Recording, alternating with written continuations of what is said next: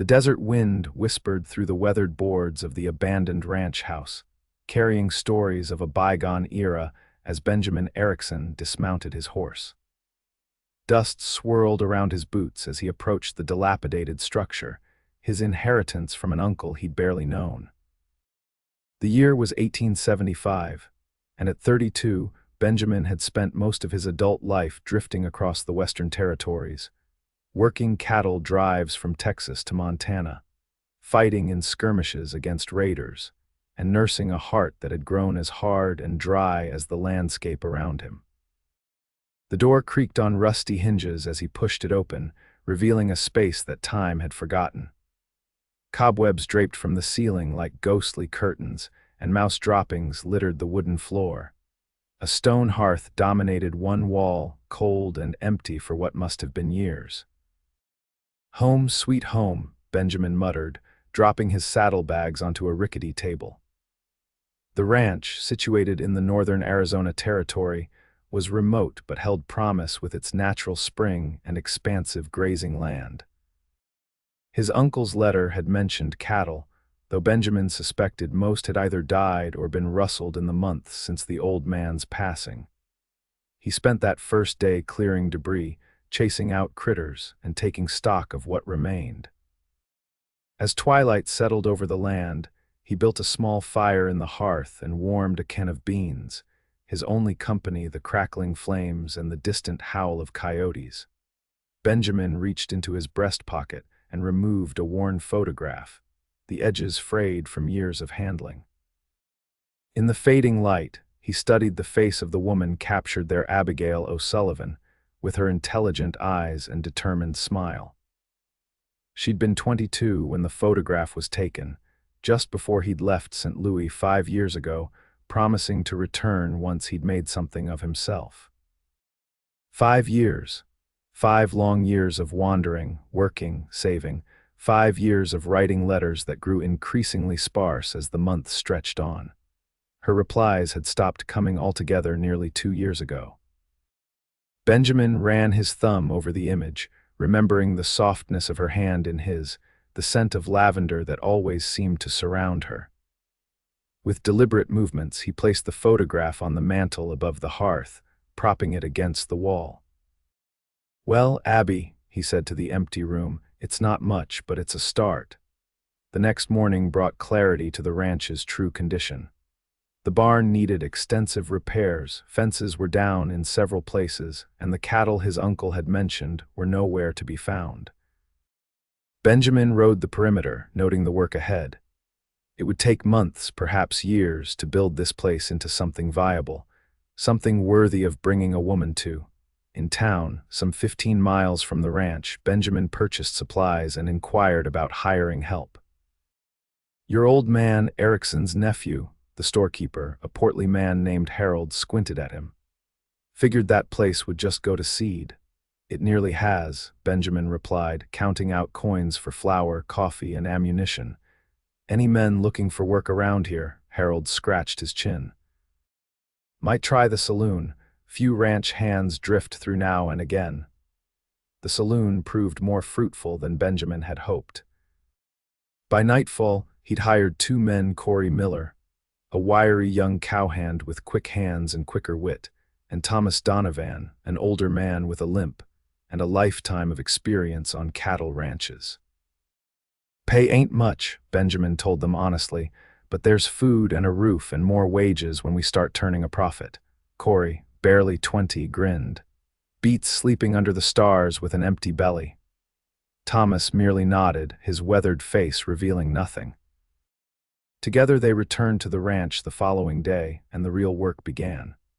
Dawn to dusk, they repaired fences, patched the barn roof, and cleared years of overgrowth from the spring. At night, exhausted, they'd sit around the hearth fire, sharing meals and occasional stories. Benjamin noticed how Thomas's eyes sometimes drifted to the photograph on the mantel, but the older man never asked, and Benjamin never offered an explanation. 3 weeks into their labor, as they were repairing the corral, Thomas finally broke his silence on the matter. "Your wife?" he asked, nodding toward the house, Benjamin drove a nail into the wood with perhaps more force than necessary. "No, waiting for you somewhere." Benjamin paused, wiping sweat from his brow. "Not anymore, I expect." Thomas nodded as if this confirmed something. "Women don't wait forever." "No," Benjamin agreed, "they don't." That night, after the others had gone to sleep in the bunkhouse they'd cleared, Benjamin sat alone before the hearth, Abigail's photograph in his hands. He remembered their last night together, the promises made under a Missouri moon, the tears she'd tried to hide as he'd boarded the westbound train. "I'll send for you," he'd promised. "Give me time to build something worthy of you." She'd nodded bravely. "I'll wait, Ben. Just don't forget me out there." He hadn't forgotten, not for a single day, but life in the territories had proven harder, the opportunities fewer, the dangers greater than he'd anticipated. Each time he thought he was getting ahead, something would set him back: a lost job, an injury, stolen wages. And gradually, his letters home had grown less frequent, more vague about his return. When her letters stopped coming, he told himself it was for the best. A woman like Abigail deserved more than empty promises from a drifter. The ranch, though, changed things. For the first time in years, Benjamin had something tangible, something with potential. As May turned to June and the work continued, he found himself thinking more often of St. Louis, of Abigail, wondering if she'd married, if she ever thought of him.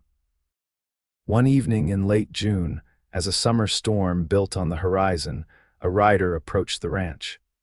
Benjamin was mending tack on the porch when he spotted the figure emerging from the gathering dusk. "We expecting company," Corey called from the barn. Benjamin shook his head, setting aside his work and standing. His hand drifted instinctively to the revolver at his hip. The rider, a young man on a lathered horse, pulled up before the house. "Mr. Erickson," he called. "That's me. Telegraph for you." The young man extended an envelope. "Station master paid me 2 bits to bring it out, said it seemed important." Benjamin frowned, taking the envelope. Telegrams rarely brought good news. He tipped the messenger a coin and watched him ride away before breaking the seal. The message was brief, just a few lines that changed everything. "Father past stop coming west with brother stop arrive Willow Creek July 15. Stop hope you still remember your promise. Stop Abigail." Benjamin read it 3 times, his heart hammering against his ribs. Abigail was coming. Here. In less than 3 weeks. "Bad news, boss?" Thomas asked, having appeared silently at his side. Benjamin handed him the telegram. "The woman in the photograph, she's coming here." Thomas's eyes widened as he read. "Well, I'll be damned." For the next 2 weeks, the ranch became a flurry of accelerated activity. The house, which had been livable but sparse, needed to be made presentable for a lady. Benjamin worked the men from sunrise to sunset, then continued alone by lamplight, determined to transform the place. "You're gonna work yourself into an early grave," Thomas observed one evening, finding Benjamin replacing floorboards in what would become Abigail's room. "The lady's coming regardless." Benjamin hammered a nail with precision. "She deserves better than a half-fixed ranch." Thomas leaned against the doorframe. "Seems to me she's coming for the man, not the ranch." Benjamin paused, considering this. "It's been 5 years, Thomas. I'm not the same man who left St. Louis." "None of us stays the same," the older man replied. "Question is whether what's changed matters more than what hasn't." The day before Abigail's expected arrival, Benjamin rode into Willow Creek. The small town served as a stagecoach stop on the route from Prescott, and tomorrow's coach would bring Abigail and her brother. Benjamin secured rooms at the town's only hotel, purchased new clothes for himself, and arranged for a proper buggy to transport them back to the ranch. That night he barely slept, his mind racing with anticipation and doubt. What if she took one look at him, at his weather-beaten face, his calloused hands, his simple life, and regretted her decision? What if the years had changed her feelings? What if his own feelings proved less than he remembered?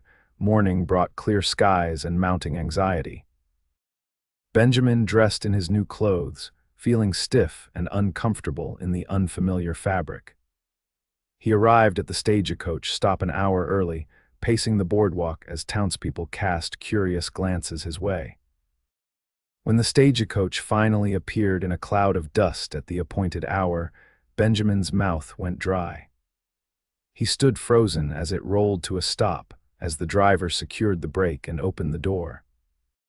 The first passenger to emerge was a young man Benjamin didn't recognize, tall and slim with sandy hair. Abigail's brother, he presumed. And then, accepting the young man's assisting hand, she appeared. Abigail O'Sullivan stepped down from the coach, her blue traveling dress dusty from the journey, but her face bright with expectation as she scanned the small gathering. At 27, she was no longer the girl in his photograph. Her face had matured, showing character that comes only with time and experience. Her auburn hair was swept up beneath a modest hat, and when her eyes found his, Benjamin felt the years between them collapse. "Ben," she called, uncertain. He moved forward then, his legs remembering their purpose. "Abby," her smile bloomed, transforming her face into something so beautiful it made his chest ache. "You remembered," she said. "I never forgot," he replied, stopping before her, suddenly unsure of the protocol after so many years. Should he shake her hand, embrace her? His dilemma was resolved when she stepped forward and wrapped her arms around him, pressing her cheek against his chest. "I was afraid you wouldn't be here," she whispered. Benjamin enfolded her in his arms, breathing in the scent of her hair still lavender after all this time. "I'm here," he said. "I'm here." The young man cleared his throat and Abigail pulled back, her cheeks flushed. "Benjamin, this is my brother Daniel O'Sullivan. Daniel, this is Benjamin Erickson." Daniel extended his hand. "Heard a lot about you, sir, most of it good." His smile was teasing but his grip firm. "Pleased to meet you," Benjamin replied. "I've arranged rooms at the hotel if you'd like to rest before we head to the ranch." Abigail shook her head. "I've been sitting for days. What I'd really like is to see this ranch of yours, our luggage." Daniel inquired. "I'll have it sent out tomorrow," Benjamin assured him. If that's agreeable, with arrangements made, they soon found themselves in the buggy Benjamin had hired, heading toward the ranch. Conversation flowed more easily than Benjamin had feared, with Daniel acting as a buffer when moments grew awkward. Father never really recovered after mother passed, Abigail explained when Benjamin expressed condolences for her loss. But he held on long enough to see my older sisters settled. "All married now?" Benjamin asked. "Margaret and Elizabeth, yes. Catherine became a schoolteacher in Kansas City." "And you?" The question slipped out before Benjamin could stop it. "I mean, I assumed when your letters stopped." Abigail's eyes met his. "There were offers," she admitted. "But I'd made a promise." The simple statement hung between them, laden with meaning. Benjamin felt a surge of both gratitude and guilt. "Abby, we're here, I take it," Daniel interrupted, pointing ahead to where the ranch buildings had come into view. Benjamin cleared his throat. "Yes. It's not much yet, but we're making progress." As they approached, Corey and Thomas emerged from the barn, curiosity evident in their stances. Benjamin made introductions, noting with amusement how Corey suddenly seemed at a loss for words in Abigail's presence. "Miss O'Sullivan will be staying in the main house," Benjamin informed them. "Daniel will take the spare bunk in the bunkhouse if that's agreeable, of course," Thomas said, tipping his hat to Abigail. "Madam, it's a pleasure. Boss has been working us like mules getting ready for your arrival." Abigail smiled. "Please call me Abigail, and I hope I haven't caused too much trouble." "No trouble at all," Corey finally managed, his face reddening when she turned her smile on him. Benjamin showed them around the property, conscious of its shortcomings, but also proud of the improvements they'd made. Abigail asked thoughtful questions about the livestock, the water source, the potential for crops. "You know something about ranching?" Benjamin asked, surprised. "I've been reading," she admitted. "Agricultural journals, books on Western territories. I wanted to be prepared." The revelation touched him deeply. While he'd been doubting whether she'd even remember him, she'd been studying to make herself useful in his world. Inside the house, Benjamin showed her to the room he'd prepared, freshly painted and furnished with the best pieces he could find or make. "It's lovely," she said, running her hand over the quilt on the bed. "Did you do all this for me? I wanted you to be comfortable," he replied. "I know it's not what you're used to in St. Louis." Abigail turned to face him, her expression serious. "Ben, I didn't come expecting a mansion. I came for you." The directness of her statement caught him off guard. "It's been a long time, Abby. We've both changed." "Yes," she agreed. "But some things don't change. I still have every letter you sent. Even when they became less frequent, I read them until the paper wore thin." Benjamin swallowed hard. "I should have written more. I should have come back for you sooner." "You're here now," she said. "We're both here now. That's what matters." That evening, they shared a meal that Benjamin had spent days planning. Thomas, who'd revealed an unexpected talent for cooking, had prepared a roast with vegetables from their small garden. Corey had cleaned up so thoroughly that Abigail teased he was nearly unrecognizable. Daniel kept the conversation lively with stories from their journey west. After dinner, as twilight gathered, Abigail noticed the photograph on the mantel. She crossed to it, lifting it gently. "You kept this all these years." Benjamin joined her by the hearth. "It was all I had of you." She studied her younger self in the image. "I look so serious." "You were always serious about things that mattered," he said. "It's one of the things I loved about you." The word slipped out before he could catch it. Loved, not love, past tense. Abigail's eyes flickered to his, a question in them that Benjamin wasn't sure how to answer. The moment was interrupted by Daniel, who announced his intention to turn in early after the long journey. Corey and Thomas followed suit, leaving Benjamin and Abigail alone in the main room. "Would you like to see the stars?" Benjamin asked, desperate for open air and the safety of neutral territory. "They're brighter here than in the city." Outside, they stood on the porch, gazing up at the vast canopy of stars stretching from horizon to horizon. The night was warm, with a gentle breeze carrying the scent of sage and distant rain.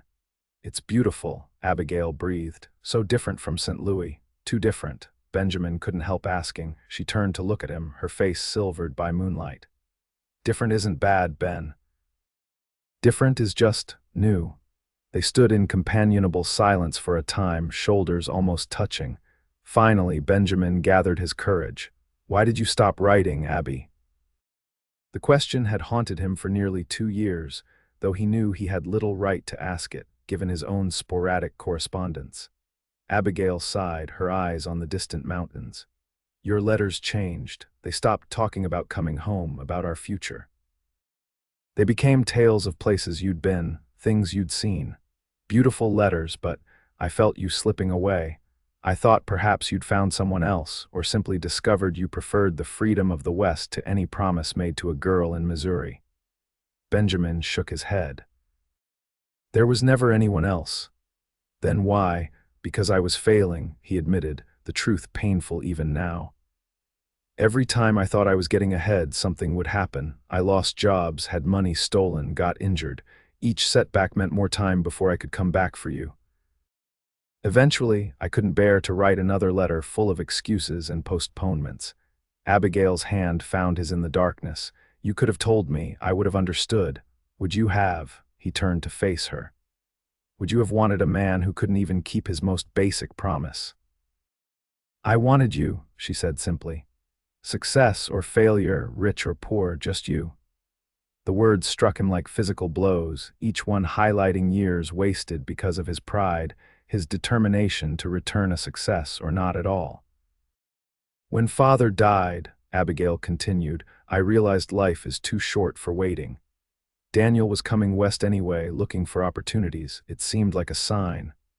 "And if I hadn't been here?" Benjamin asked. "If I'd moved on," her smile was tinged with sadness, "then at least I would have known."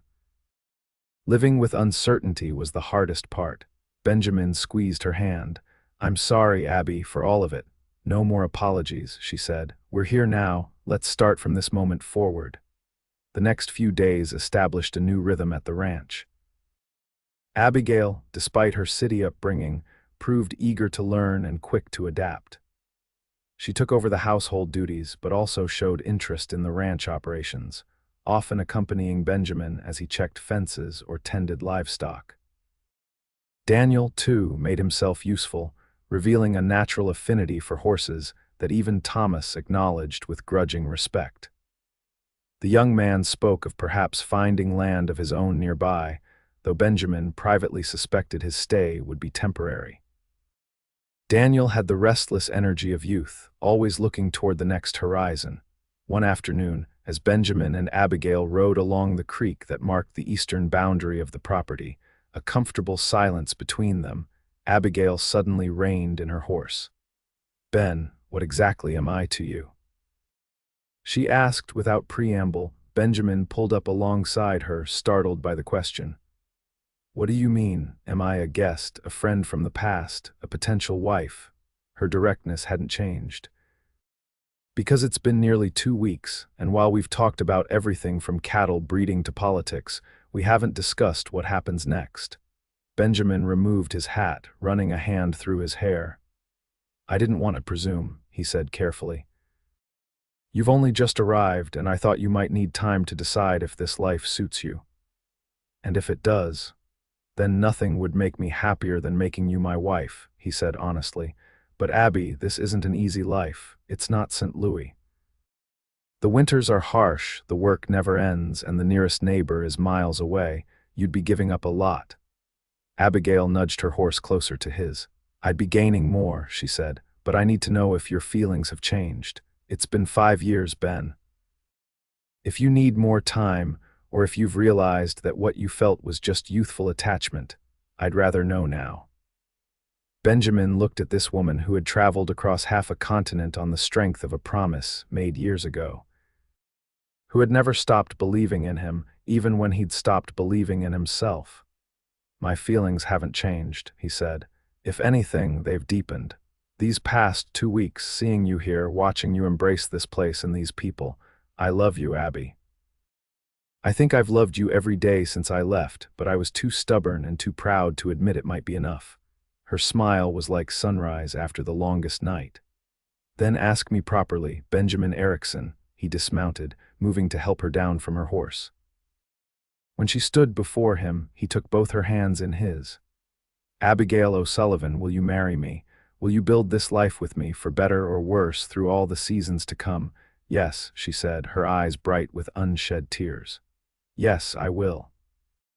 Benjamin pulled her into his arms then, his lips finding hers in a kiss that spoke of years of longing, of promises kept despite all odds. When they finally parted, both breathless, he rested his forehead against hers. "I should have asked you 5 years ago," he murmured. "We've lost so much time." "Not lost," she corrected, "just delayed, and now we have the rest of our lives." Their engagement announcement was met with enthusiasm from the ranch hands. Thomas clapped Benjamin on the shoulder with uncharacteristic emotion, and Corey insisted on riding into town to spread the news and purchase a bottle of whiskey for a proper celebration. Daniel feigned surprise that was fooling no one. "I suppose I'll need to find my own accommodations soon," he teased. "Newlyweds don't need a brother underfoot." "You're welcome as long as you wish to stay," Benjamin assured him. "This place has room for family." The word felt right in his mouth. Family. Something he hadn't had in a very long time. They decided on a small wedding in Willow Creek the following month. Long enough for word to reach Abigail's sisters, though only Catherine could make the journey. Long enough also for Benjamin to complete a few more improvements to the house, and secure a modest herd of cattle from a rancher selling out further north. The weeks leading up to the wedding were filled with a kind of joy Benjamin had nearly forgotten existed. Each morning he woke with purpose. Each evening he sat by the hearth with Abigail, planning their future together. They spoke of children, of expanding the ranch, of the community they hoped would grow around them as more settlers moved into the territory. Not everything was perfect. They had their disagreements about money, about risks Benjamin was willing to take, about Abigail's desire to be involved in decisions traditionally left to men. But they found their way through each conflict, learning the art of compromise that would serve them throughout their marriage. 2 days before the wedding, as Benjamin was working in the barn, Thomas approached him with an unusual request. "Boss, got something to ask you," the older man began, uncharacteristically hesitant. "That preacher coming for the wedding, you reckon he might perform another service while he's here?" Benjamin looked up from the saddle he was repairing. "What kind of service?" Thomas cleared his throat. "Wedding, mine." Benjamin blinked in surprise. "You're getting married. To whom?" "Martha Green, widow who runs the boarding house in town." Thomas's weathered face colored slightly. "Been calling on her these past few weeks. She said yes last night." Benjamin grinned, extending his hand. "That's wonderful news, Thomas. Of course the preacher can marry you too. Don't want to intrude on your day," Thomas said quickly. "Maybe the day after." "Nonsense," Benjamin insisted. "We'll make it a double wedding. Abby will be thrilled," and she was. When Benjamin told her that evening, Abigail immediately insisted on riding into town the next day to help Martha with preparations. "Every bride deserves some fussing over," she declared, "no matter her age." The wedding day dawned clear and bright, with just enough breeze to temper the August heat. The small church in Willow Creek was decorated with wildflowers gathered by the local children, and it seemed as though every resident for 20 miles had turned out for the occasion.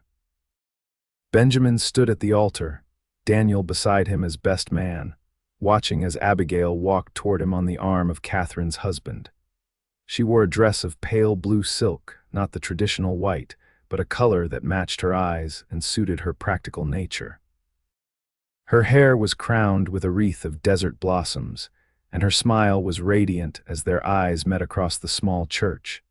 Thomas and Martha followed, the older couple's quiet dignity a perfect complement to the younger pair's barely contained joy. The ceremony was simple but heartfelt. When Benjamin spoke his vows, promising to love, honor, and cherish Abigail for all his days, he meant every word with a depth that surprised even him.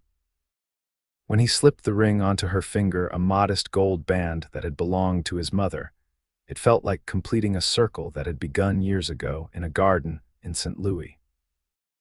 "I now pronounce you man and wife," the preacher declared, not once but twice, as both couples sealed their vows with kisses amid the cheers of the assembled guests.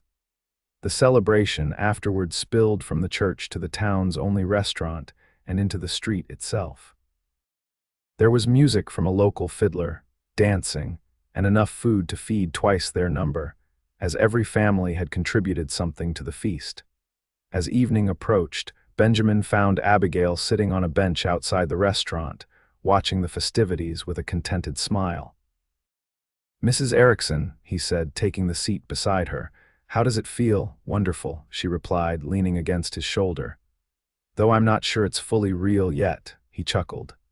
"It becomes more real when we ride home tonight to our home." She turned to look at him, her expression suddenly serious. "Ben, I want you to know something. Whatever happens, whatever challenges we face, I will never regret choosing this life with you." Benjamin touched her cheek gently. "I'll spend every day trying to be worthy of that choice." "You already are," she assured him. Later that night, as they rode back to the ranch under a canopy of stars, Thomas and Martha having opted to remain in town at the boarding house, Benjamin felt a sense of completion he'd never known before. The ranch lights glowed in the distance, a beacon calling them home. "Look," Abigail said, pointing to the sky where a star streaked across the darkness. "Make a wish." Benjamin smiled, pulling his horse closer to hers. "I already have everything I could wish for." The following months brought changes to the ranch. With Abigail's practical management and Benjamin's growing confidence as a rancher, they began to see modest profits. The cattle herd increased, and they added a small flock of sheep at Abigail's insistence, despite Benjamin's initial skepticism. "Sheep are for greenhorns and foreigners," he'd protested. "Sheep are for smart businesspeople who want to diversify," she'd countered. "Wool sells even when beef prices drop." She'd been right, of course. When a harsh winter followed by spring floods hit cattle ranchers hard the following year, Their sheep operation kept them solvent while neighbors struggled. Daniel stayed through that first winter, helping to establish the ranch, before the wanderlust took him further west to California.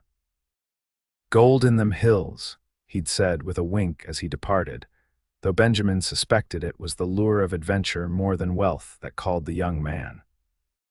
Thomas and Martha split their time between the ranch and town, with Thomas overseeing operations when Benjamin was away purchasing stock or negotiating contracts. The older couple never had children of their own, but they became surrogate parents to Benjamin and Abigail, offering wisdom gleaned from decades of frontier living. In the spring of 1877, nearly 2 years after Abigail's arrival at the ranch, she shared news that changed everything once again. Benjamin had just returned from a week-long journey to secure breeding stock when Abigail met him at the corral. Her smile held a secret that immediately caught his attention. "What is it?" he asked, swinging down from his saddle. "Did something happen while I was gone?" "You could say that," she replied, taking his hand and placing it on her stomach. "We're going to have a baby, Ben." The world seemed to stop for a moment as her words registered.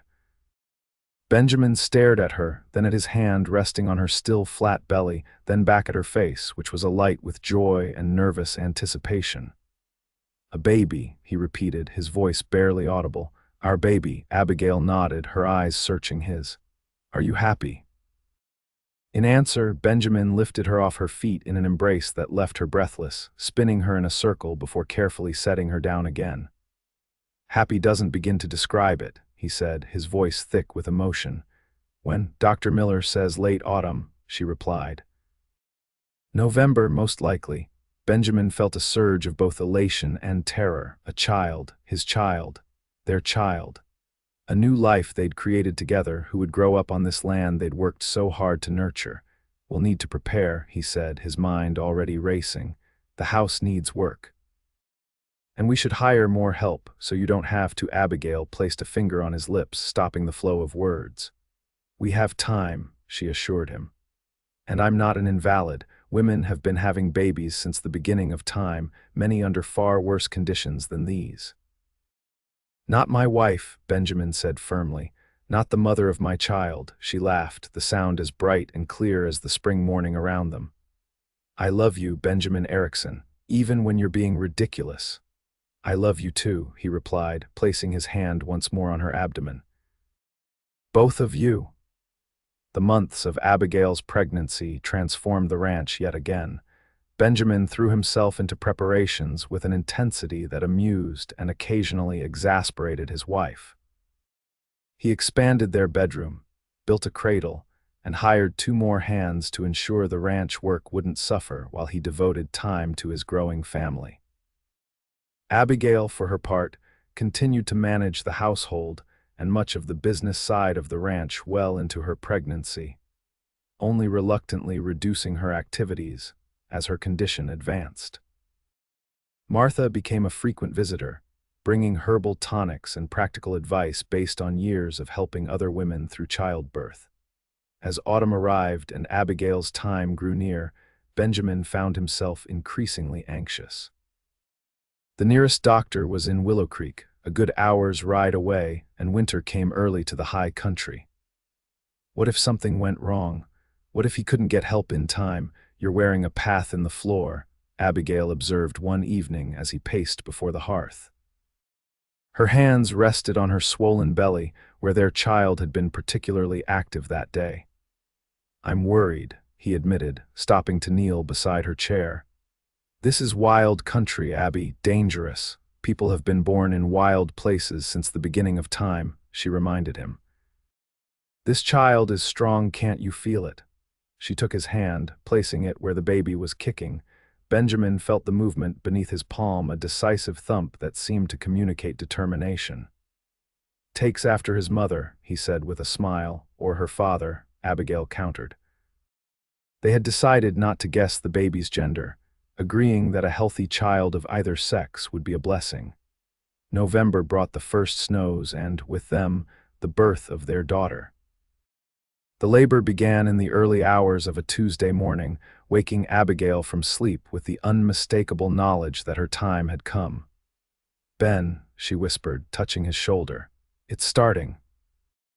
Benjamin was instantly alert, years of responding to nighttime emergencies on cattle drives serving him well. He lit the lamp, saw the certainty in her eyes, and sprang into action. One of the hands was dispatched to fetch both the doctor and Martha, while Benjamin helped Abigail walk slowly around the room, supporting her through the earliest contractions. By mid-morning, Martha had arrived and taken charge with quiet efficiency. The doctor, delayed by another birth in town, wouldn't arrive until afternoon.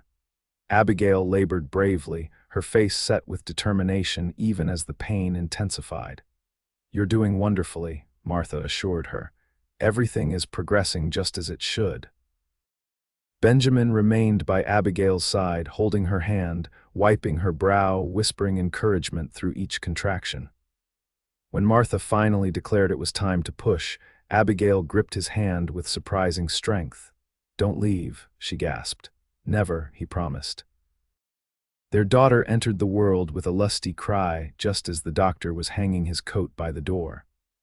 A perfect, red-faced little girl with a shock of dark hair and lungs that announced her arrival to the entire ranch. "She's beautiful," Benjamin whispered, tears streaming unashamedly down his face as Martha placed the swaddled infant in Abigail's arms, just like her mother. Abigail looked up at him, exhausted but radiant. "What shall we call her?" They had discussed names but reached no firm decision, wanting to meet their child first. Looking at her now, this tiny, fierce person who had fought her way into the world, Benjamin thought of the journey that had brought them all to this moment. "Hope," he suggested. "Hope Catherine Erickson." "Hope," Abigail repeated, testing the name as she stroked their daughter's cheek. "Yes, that's perfect." In the days that followed, Benjamin found himself transformed yet again.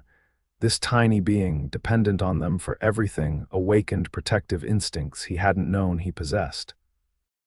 He would stand for long minutes just watching her sleep, marveling at her perfect fingers, her delicate eyelashes, the way her face scrunched up before a cry when Abigail found him one evening, standing by the cradle with an expression of wonder. She slipped her arm around his waist. "She's something, isn't she?" "She's a miracle," he replied simply. Abigail rested her head against his shoulder. "Do you remember that first night, when you placed my picture on the mantel?" Benjamin nodded. "I was so alone then. The ranch was empty, falling apart. I had no idea if I could make anything of it. And now," he turned to her, gathering her in his arms, "now it's full of everything that matters. You, hope, a future I never dared imagine." The photograph still stood on the mantel, though it had been joined by others, their wedding portrait, a picture of Thomas and Martha, and soon, a photograph of Hope. But it remained a reminder of the journey, of promises kept despite all odds, of love that had endured separation and doubt to grow stronger in reunion. Outside, the first heavy snow of winter was falling, blanketing the ranch in pristine white. Inside, the hearth fire crackled warmly, casting golden light over the family gathered there. Benjamin held his wife and daughter close, content in the knowledge that the empty ranch had become a home and the solitary cowboy had found his heart's true destination. Years would pass, bringing more children, 2 sons who would grow up strong and capable on the land their father had reclaimed from neglect.